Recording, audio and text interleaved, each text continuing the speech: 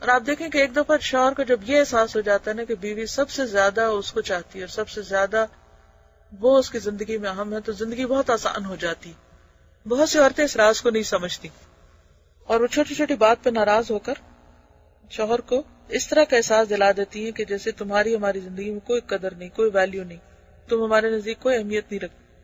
اور اس عورت سے بڑھ کر کسی کی زندگی مزریبل نہیں ہو سکتی کہ جس کو پھر شوہر کی محبت نہ ملے اس وجہ سے کہ اس نے شوہر کو ذلیل کر دیا خود اپنے ہاتھوں سے، اور اس کو یہ احساس دلا دیا کہ تم میرے نزدیک کوئی قدر و قیمت نہیں رکھتے.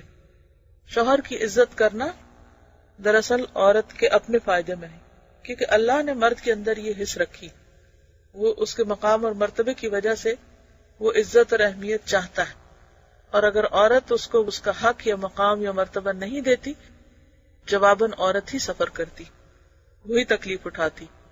لہذا اللہ تعالیٰ نے جو احکامات ہمیں ہمارے فائدے کے لیے دیے ہیں ان کا خیال رکھنا ہمارے لیے ضروری ہے. اصل میں بات یہ ہے کہ ہم یہ بھول جاتے ہیں کہ یہ زندگی جو ہے یہ ایک امتحان ہے، اور اس امتحان کے مختلف پہلو ہیں. شادی سے ہمارا کیا تصور وابستہ ہوتا ہے عام طور پر ایک پاکستانی لڑکی کا، کہ ایک تخیلاتی دنیا میں ہوتی ہے کہ شادی ہوگی، اپنا گھر ہوگا اور بس صرف خوشیاں خوشیاں ہوں گی اور اچھے کپڑے ہوں گے اور آزادی ہوگی، اور ایک فینٹیسی ورلڈ میں چلی جاتی. پھر جب وہ اس زندگی میں داخل ہوتی ہے اور وہ سب کچھ حقیقت اس کے برعکس ہوتی ہے تو پھر وہ اس سے کوپ نہیں کر پاتی، اور پھر وہ فرسٹریشن بڑھتی چلی جاتی ہے کیونکہ ایکسپیکٹیشنز مختلف طرح کی ہوتی ہیں، لہٰذا وہ جب پوری نہیں ہوتی تو پھر مایوسی ہوتی ہے. اور بعض اوقات بہت سے گھر اسی وجہ سے ٹوٹ بھی جاتے ہیں کہ وہ جو ایک غلط قسم کی ایکسپیکٹیشنز تھی وہ ان کا حقیقی زندگی سے کوئی تعلق نہیں تھا.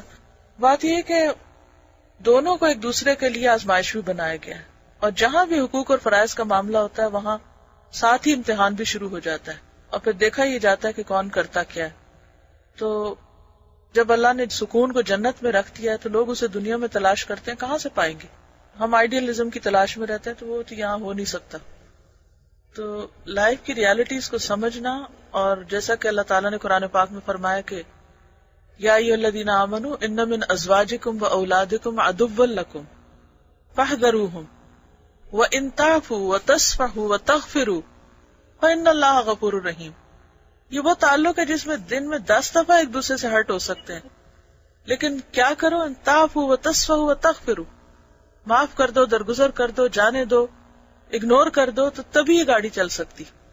اور اس پر کوئی تیار نہیں ہوتا. چھوٹی چھوٹی بات کو لوگ پھر اپنے دلوں میں پالے رکھتے ہیں، اور جتنا زیادہ اس کو نشو نما دیتے ہیں اتنا زیادہ اپنا ہی ہرٹ بڑھتا ہے. تو اس لیے بہتر ہے کہ اللہ کی خاطر انسان صبر کرے، اللہ نے جو ذمہ داریاں عائد کی ہیں ان کو نبھائے، اور اللہ ہی سے اجر کی توقع رکھے اور اپنے حصے کے کام کرتا چلا جائے. اور باقی اللہ تعالیٰ قدردان ہے، بندے تو خود محتاج ہیں، وہ تو خود ہم سے چاہتے ہیں قدر، ہماری کہاں سے کریں گے.